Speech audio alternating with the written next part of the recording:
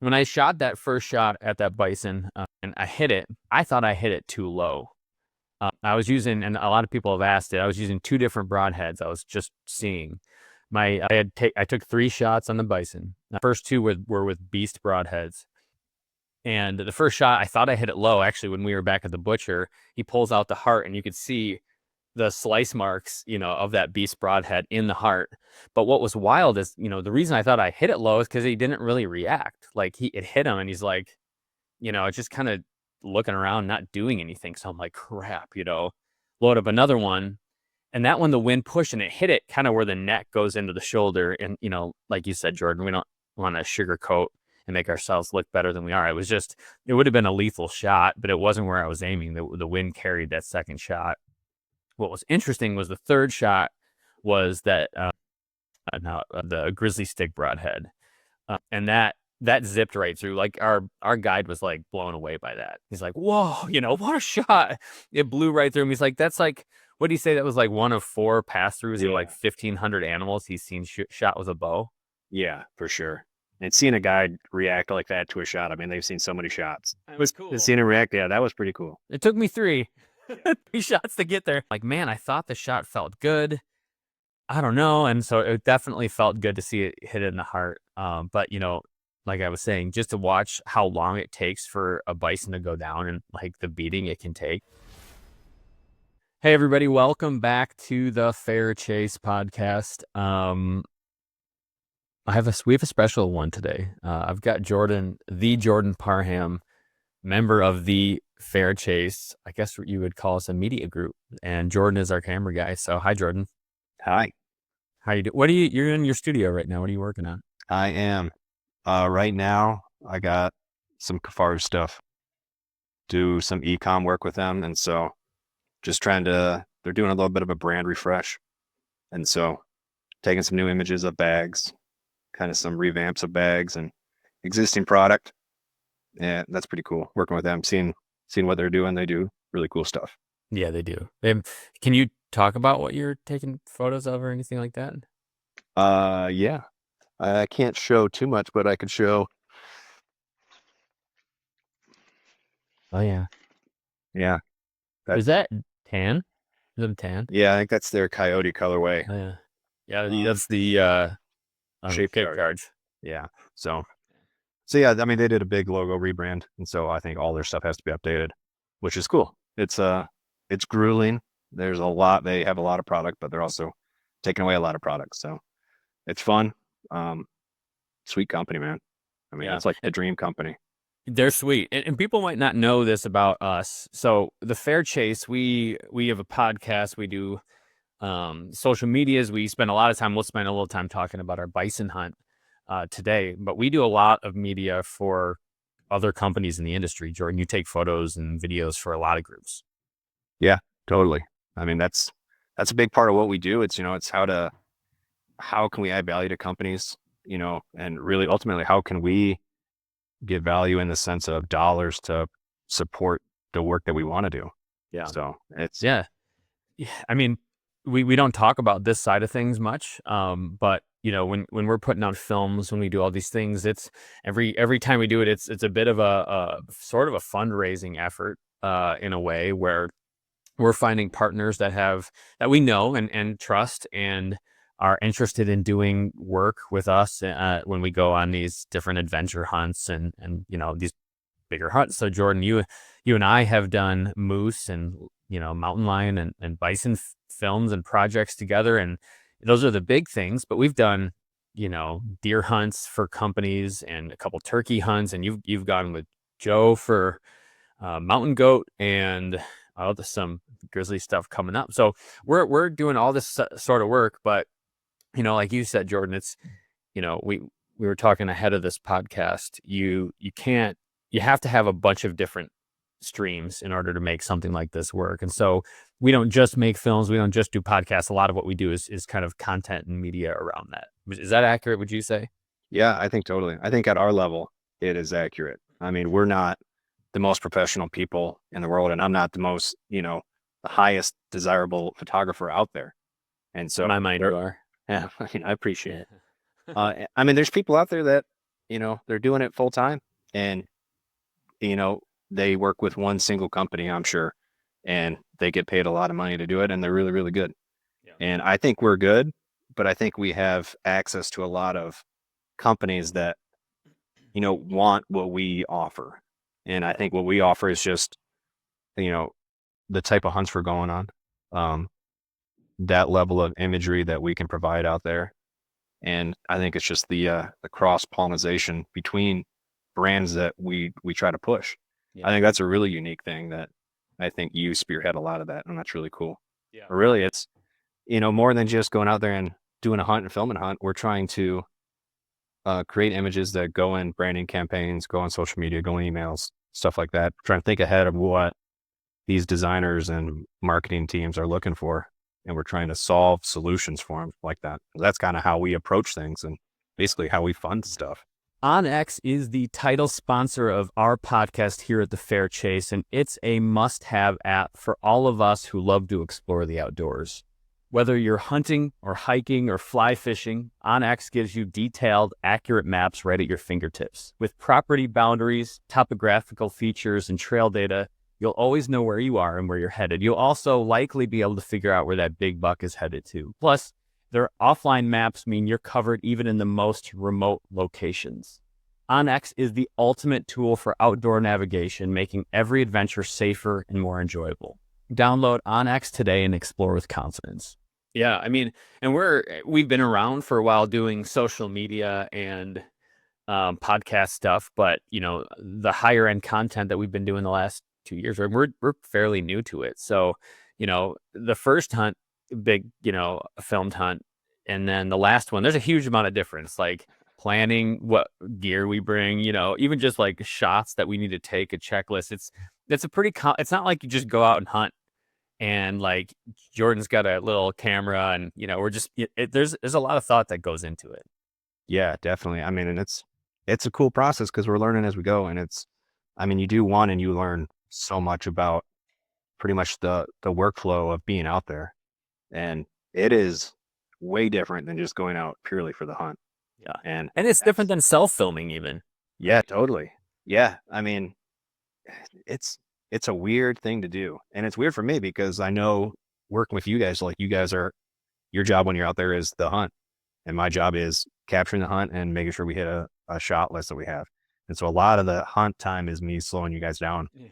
being like, we gotta do this again, or we need to take time and film this or Well, take photos of this. yeah, because I come into it and like most of my time spent in the woods up until this point when we do these big projects is once I'm hunting, like I almost don't, I'm not thinking about anything else but hunting, And so now what you've thought when we started, like I'm over here thinking just about the hunt, you're thinking about the shot, and like slowly over time we've kind of found a middle ground, but you're still, I'm still usually going too fast, or we've got to redo things and stuff. So we're kind of working it out as we go, but it's a balance. It's like we're trying to find a balance between, having a great hunt, being creative, something that people want to watch. We got to film something that people will fund. It's a complicated thing. So it's been fun to learn it, but it's, made a lot of mistakes along the way, but we've learned a lot too.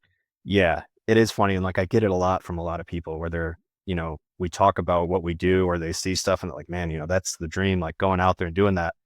And it's like, it is the dream. Like we are super fortunate, but man, it is a ton of work. And it's a ton of like unseen work that only you, me, Joe, Jared, Tom, that's nobody else sees what we do, all the meetings and everything, all the discussions, revamping, shot lists and everything. And, pitch decks, like nobody sees that. They just see that we go out and do something cool. And they're like, man, that's the dream. Yeah, and it is. I'm not going to complain. For sure. We've had a ball, like just some of the most fun adventures we've done together, which has been cool. But your point, like, the meetings, like we're planning next fall right now, you and I have spent the last week deep diving into that hunt, and making sure it's something that I want to do, that we want to show, that will be interesting for people to watch, and a quality experience that we can get funds. It's, and beyond that, then you start to present it to people. I got to make sure you're on board because sometimes, I could come up with a stupid plan, and you got to be like, dude, that's a dumb idea. But yeah, it's been interesting, and it starts now. It's over a year out. This grizzly hunt Joe's been going on. You and Joe are going on. I mean, we've been working on that forever. Mm-hmm. Yeah, exactly. And it's cool. But like I said, we love doing it. It's super awesome. I mean, super grateful for everything. So fun. And we're just getting back from our 2 weeks ago, our latest film, we released our latest film, Frozen Arrow, on our bison hunt, which, talking about all the different kinds of hunts we've been on and projects we've done. This was another like super unique, super different type of hunt, than anything else we've ever done. I mean, how much different is this than, our Nuka Island film where we were on a boat in Alaska? Totally different. Yeah, I mean, it's hunting, but it's vastly different. And that's the hardest part from the camera perspective so far has been, because like I don't come from the hunting world, so trying to understand what we're about to get into and plan ahead and pre-visualize what the video is going to look like, that's been the hardest part. And bison was, so it was so tricky because you hear some people like, bison hunt is simple, it's just pretty much go out there and shoot, nothing to it. So it's like, okay, how are we going to make a film on that? And then we get there and it's not really like that at all. There's a lot more to it and stuff that you just can't pre-visualize unless there's a film out there that kind of shows that hunt. And we've tried to pick things that people aren't doing, we're trying to take a different angle on films and subject matter, the things we're hunting. It's not that there aren't bison films, but not really done the way that we're thinking, Yeah. And so you're kind of making it up. Yeah. We're trying to push away from the vlog style and into more of a creative style. And, I had a friend talk to me about that and he was like, I'm trying to understand what the actual point is of the film. And that's what we're trying to get across is, there's a creative way of approaching the hunting portion of the film, and we don't have to do it strictly with just like a self-filmed camera. Yeah. We're trying to do it in like just a higher level of production to it, Yeah. And I mean, the way we got here, it's a long story we don't need to get into, but the way that we even got here was wild, and to end up here is interesting. But now for this bison hunt, I mean, not only is it a unique hunt, at one point we were in the -30s with the wind chill, and it's a bow hunt, which was our first bow hunt film. It was our first bow hunt film. Yeah. So bow hunting adds a different element because you're way closer. And freezing cold is like really makes it a huge challenge. This episode is brought to you by 2O Gear, innovators in technical hunting clothing. 2O is a newer company. It's based right here in Michigan. And whether you're hunting elk in the mountains or chasing antelope in the plains or traipsing through swamps after that ruddy buck, 2O has you covered with premium jackets and pants, merino wool layers, everything you could possibly need to stay comfortable in the woods. Their products are engineered for functionality and durability, ensuring you stay protected in any conditions. Plus, their camo is really effective. We're big fans. So don't take our word for it, though. Go to 2ogear.com and check it out. Yeah, that was the worst part of it all, was how cold it was. And that affected not just me, but like the cameras. Like the entire time, my LCD screen was, lagging so bad, where the point where I didn't even know if I was recording. Because the screen was so far behind and it was so choppy, it was really hard to tell what I was actually filming. So there's a moment where so if you've seen the film near the end, we're making the final stalk on these couple of bison and we're sneaking up a tree line. It took forever. And it was just tree by tree. And we're just trying to go slow in the wind and really not much block in the wind. And so I try to take my phone out to video it just so, we have service and we're going slow. I'm like, I could not get my camera phone to focus on anything. It was just, everything was blurry. Like, how you're tapping it. I could not get it to go. And not only does it make your camera bad, but your fingertips are useless. You get, maybe a minute before you're like, dude, I need to get my hand back in it covered. Totally. And yeah. I mean, at the end of it, all of our fingers were like 1st degree frostbite. Oh yeah. I still can feel my left hand. And that was weird. That was just a weird hunt overall, like with those elements and everything. that made it so difficult. So Yeah. I mean, there was one point prior to that where we were gonna crawl up on him, and I'm like, all right, I'm gonna crawl. You're like, I don't like what are you doing? Like, how do I even get that on film? I'm like, I'm crawling, you know? yeah. Oh, that's the whole conversation with having to rein you guys in too, because yeah, if it was just you out there, I'm sure you would have crawled up and you would have got, 10 feet from it. But with a camera, it's a different story. Yeah, it's different, and it was just a wild time. Yeah, so we, you know, planning this and trying to make it happen. Like you said, Jordan, like we had a plan in mind going in and what we thought the hunt would be like, and we get there and it's just totally different. Not only the weather, just the way those animals are and like how wary bison actually are and how good their eyesight is, or at least the cows were at least. Yeah. Yeah. And that kind of goes into the whole idea of, another pillar of what we're trying to do with the video is, we're trying to show the hunt. And the whole goal for me is if somebody's doing that exact same hunt, we want to make the video that they would go to be prepared for it. Right. Yeah. And so that's another thing that goes into the decision making of what we're trying to show is let's show the reality of it and not in a way of like, hey, like we're just so hardcore we can do anything and you know everything's easy for us. It's the fact that it's like, man, like the wind was a lot worse, and like we didn't see that in a lot of bison films we were watching. That temperature was crazy. Like you said, the wariness of the animal was a lot harder to work with than we anticipated. Yeah. So, and it was just, yeah, that wind was nuts.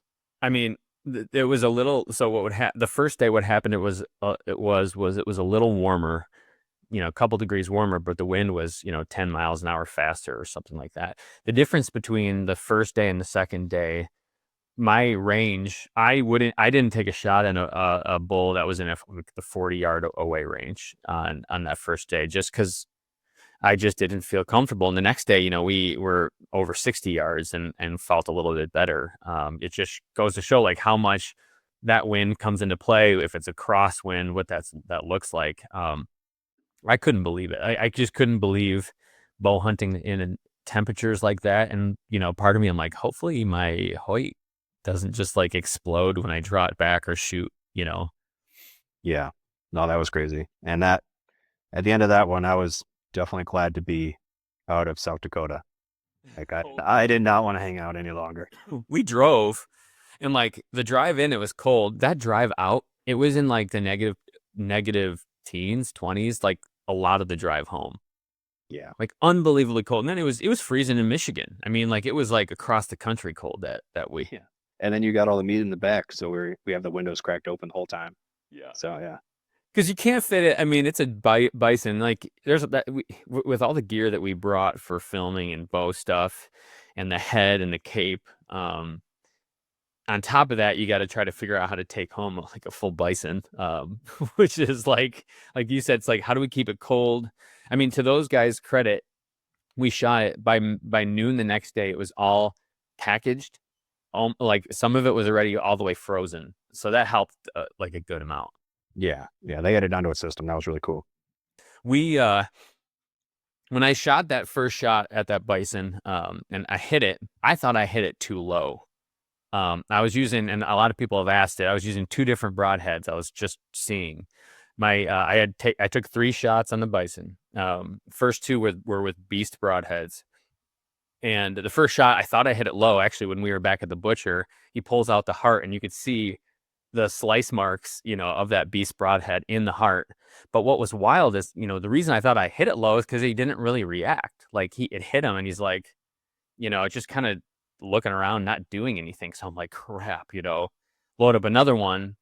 And that one, the wind pushed and it hit it kind of where the neck goes into the shoulder. And, like you said, Jordan, we don't want to sugarcoat and make ourselves look better than we are. It would have been a lethal shot, but it wasn't where I was aiming. The wind carried that second shot. What was interesting was the third shot was that, the grizzly stick broadhead. And that zipped right through. Like our guide was like blown away by that. He's like, whoa, what a shot. It blew right through him. He's like, that's like, what do you say? That was like one of 4 pass-throughs of like 1,500 animals he's seen shot with a bow. Yeah, for sure. And seeing a guy react like that to a shot, I mean, they've seen so many shots. It was cool. And seeing him react, yeah, that was pretty cool. It took me three shots to get there. But, I was like, I was like thinking about that first shot for a while. I'm like, man, I thought the shot felt good. I don't know. And so it definitely felt good to see it hit in the heart. But, like I was saying, just to watch how long it takes for a bison to go down and like the beating it can take. And then the weird part, which we didn't show and we can talk about, but bison are herd animals. So one goes down, they circle around it. Like this bull fell and these cows circled up around it like to protect it. So it was like a wild experience that, didn't end up making it in the film, but it was like something you'd see like on the savannah of Africa or something like that, Yeah, it was crazy. So we're back. Thinking about, you gotta interrupt. I got Is it rolling? it is wrong. Hi, sorry. filming a podcast real quick. We're not only professionals out in the mountains. We're family men. We're fathers, all of us. Totally. So looking back, and we do this every hunt, like, what worked, what didn't. So, looking at what would you have done differently after a hunt like this? With bison specifically? With bison, and like, what are you taking forward for different films? Like, what'd you learn from this hunt? Well, at bison, it was, I tried to bring too little equipment, try to be cool and not bring everything I thought I might need and even just extra stuff. And that really hurt because I didn't bring enough, warm clothes. Yeah. Sorry, everyone's popping our head. That's totally fine. And then it's really, with bison was tricky because it was, we didn't know what we were going to look like when we got out there. And so, yeah, no snow.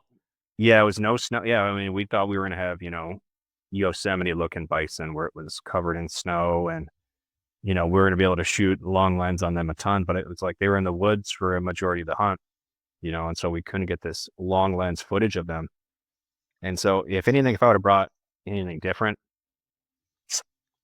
man, I don't know. I think I brought most of what I needed. It was just the clothes for that one. I was not warm enough and that affected me mentally when it was time, towards the end, it was time to keep shooting. And I had a mental fight of like, man, I'm cooked because I'm so cold, and that's a big thing that I don't think people talk about either, in the camera side is, it's taxing on the cameraman because you have to be on the entire time. It's not like, with somebody hunting, you have, your job is to make the good shot. And so you kind of get into hyper focus mode at one point, but with the camera, it's like you got to be on the entire time. So not setting myself up for success with that was tough with the warm clothes. That's a good point. Cause like, yeah, the mental part is hard, for you because you have to focus on so many things. And,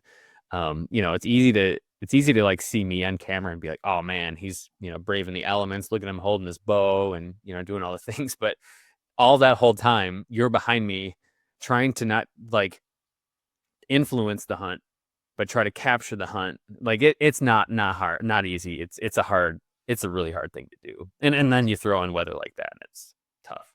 Yeah. That is a big thing too, is not trying to influence the hunt, especially just being seen, simply that it's tough. I mean, we throw another person out there and it just adds more movement and everything. And so trying to record what's actually happening, but not screw up your shot, like that's tough.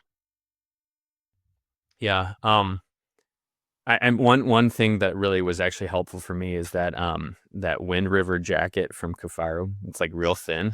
Yeah. I wore that under my wool, like between my base layer and like my 350 hoodie, like the heavier one. That helped. That that extra layer of like wind protection. I still had like the Clement jacket on top, but that extra wind layer helped because, just another thing in the background of this hunt, we're trying to get content for different companies. Some companies don't want camo in their photos, for example, for certain things. And so, I would have definitely worn my Navor suit and probably been a lot happier, but, you have to get certain things and certain images. So, it all goes into making things a little bit more complicated than you would think. And it's just the reality of it. Not a lot of people talk about it, but those are things you got to deal with. So you layer differently, you layer more thoughtfully. What I had worked pretty well, actually. But you have to think about it differently. Yeah, totally. Yeah, I did not. I had like a cool pants on, the ones that I wore on a goat hunt. And then I had a 150 base layer and that was it. So my legs were chilly. Yeah. Yep. See, I think I only have I don't have the zip off ones. Do you have the zip off ones? Yeah, dude. Zip off. I won't go back unless it's like really, really cold and we're going to be just sitting there. I know I don't need to take them off, but the zip offs are so convenient. Yeah. Are you going to be bringing the zip offs to that grizz hunt? Totally. Yeah. Totally. I think that's going to be just the go-to from now on. And they're like 3/4, so they don't go all the way down to your ankles, they're above a little bit, which I think is really nice. Yeah, because you get socks and then it just gives you a little bit less overlap and itch and like. Yeah, you got socks and you got high boots and you got gaiters on and pants and that's like 5 layers all right above your feet. Yeah. Yeah, and it gets sweaty and it all just kind of drips down into your boots. So yeah, it was a weird type. Like, all right, so any new types of gear you brought? Anything that you liked from this hunt that you'll be using again? Man, so after that hunt and actually after the last couple hunts, I've been thinking about cameras that I'm bringing, and I'm going to add another camera to the existing cameras that I'm bringing. What do you bring all then? So I bring 2 Sony A7 IVs, and that's what I film everything on and do a lot of photography with. But recently it's been in my head of like, man, I need to have a dedicated photo camera that's smaller. So it's basically small, takes good photos, and won't over encumber me, in the field. But something that makes me want to take more snapshot style stuff, because you see that a lot in the industry, and I think they're really cool, and I think I could do better at that. And so actually, this camera right here, so this is the first one. Yeah, it's real small. I might actually sell this one and buy something a little bit different and even smaller. But basically, it's like a point and shoot that you would take on vacation, but a professional one that takes really good images. But it's not an ELF camera. Remember those ELF cameras? ELF cameras. They're like metal. They were like in the early 2000s. Anyways, I feel like all moms had them. My mom had them. Yeah. Definitely not that. I can't relate, but yeah, I mean, it's something I think similar where it's a point and shoot and it's more to capture just some fun stuff along the way and not be so hardcore with the camera, we're having to put your eye on the viewfinder and try to get it. It's more just, we stop for a break, take a couple photos. Like I wish I had more of that on every hunt. And that's all I wish I always had. And doing video makes it tough because you have to decide, am I going to shoot photo or shoot video at this moment? And if you want it to be authentic, you can't get both. So, yeah. What are you packing them in? Like, so first do bison and then tell me what you're going to pack it in for grizzly. So like, how did I get the cameras into the field? Hauling around. What were you hauling? Yeah. Well, with bison, I knew we weren't going to go far. So I don't even remember what pack I brought. I think I brought that. I think I brought that Hellbender out there. No, we left the Hellbender in. You had your like camera bag. Okay. I think. Yeah. I could be wrong. I don't remember either. I didn't need to bring much out because we weren't far away from the truck. We were only like 2 miles at most. Yeah. Yeah, I think I just brought it out in a camera bag, and that was abnormal for a hunting film, bringing out that camera backpack because for bear, it's going to be, we're packing out everything. So it's all going to go in my big Kifaru pack. When I have are you bringing? The hoodlum. So it'll go in the hoodlum there. And then basically I just pack it in like any other gear. I don't really treat it that nice. And so I've broken a lot of gear already and that's become costly. That one hurts. Yeah. But basically I'll wrap the long lens up like in a glassing pad. And then the other cameras, I keep them on a Peak Design clip. And so I just have it on me the whole time. Yeah. It's almost like your weapon. Like you're carrying that around. Like, yeah, 100%. Yeah. Like it's got to be out. And those Peak Design clips are just money. So I haven't quite figured out how I'm going to carry like a small camera. whether I'll keep it like in a waist pocket, like on the belt. So, and with a grizzly hunt, my chest is going to be filled up with the gun, so I can't carry anything on my chest. You got that 10 millimeter all set up.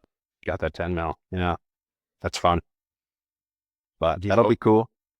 do you hope you get to use it? I hope I don't. I hope I don't even touch it.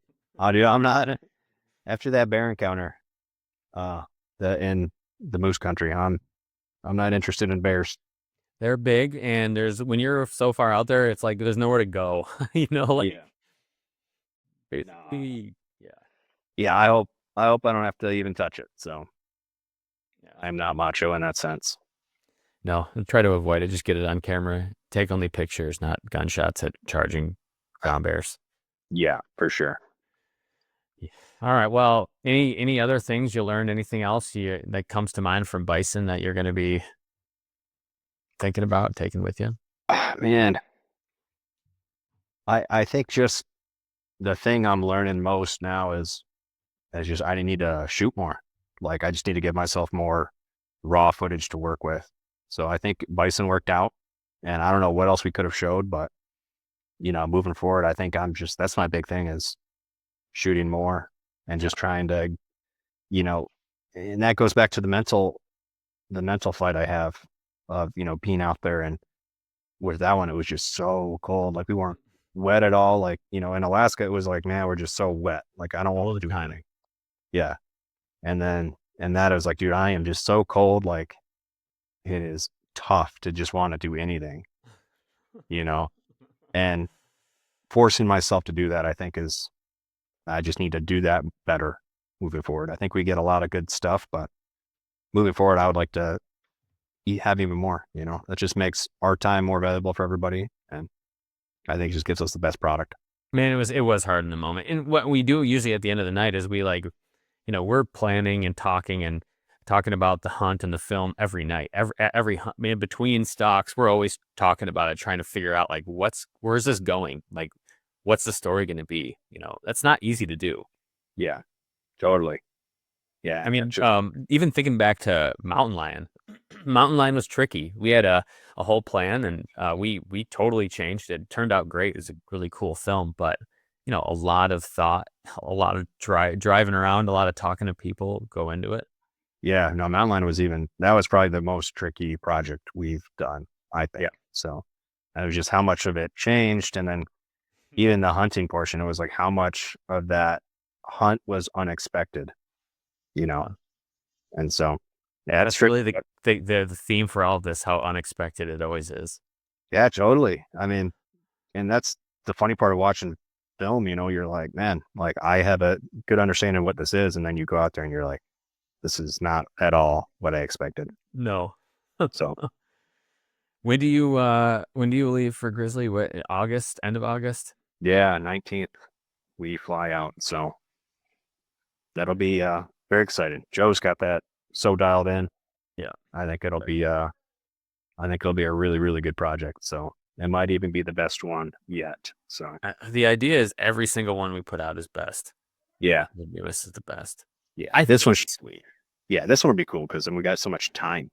That's the big thing too. It's just time and cool country gives us like a lot of good product at the end. Yeah. No, I wish I was there. I wish I was going with you guys. So exciting. Excited for it. And just for everybody listening, you guys give us a ton of feedback on the videos and messages and stuff. Keep that coming. Like Jordan said, we're learning as we go. We're trying to find this balance between, you know, um, creative and getting a cool hunt going and everything else, and actually making something that people care to watch. So, the other thing is just feedback is great for us too. What do you want to see? What do you want to see? What are you interested in? What do you want to learn about? Just helpful for us.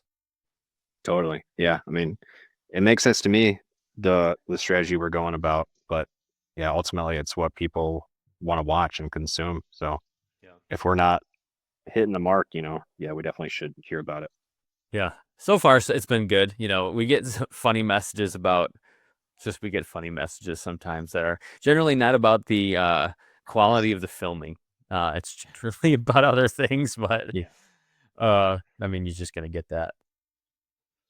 But well, you got to get back to shooting more photos for Kifaru, and we got stuff to do. For everybody listening, thank you for following us. Thank you for supporting us and the films we're putting out. We're trying to show hunting in a good light, a realistic light, and show how cool it is and how exciting and how adventurous. Just how many adventures you can have just with, a bow or a gun in a hand. So we appreciate you. And Jordan, any final thoughts for you? Anything you want to leave us with? No, man, I think we covered pretty much everything. So Yeah, we'll do more of these. It's fun to kind of hear the backstory of things. It's fun to talk about it. And like I said, we get a lot of questions about these sorts of things, like cameras they use, how you pack stuff in, all that kind of stuff. So we'll do more behind the scenes, and figured, we had not done this in a little while. So it was good to have you on. I appreciate you taking the time. yeah, dude, absolutely. This was cool. Cool. All right, everybody. We'll talk to you soon.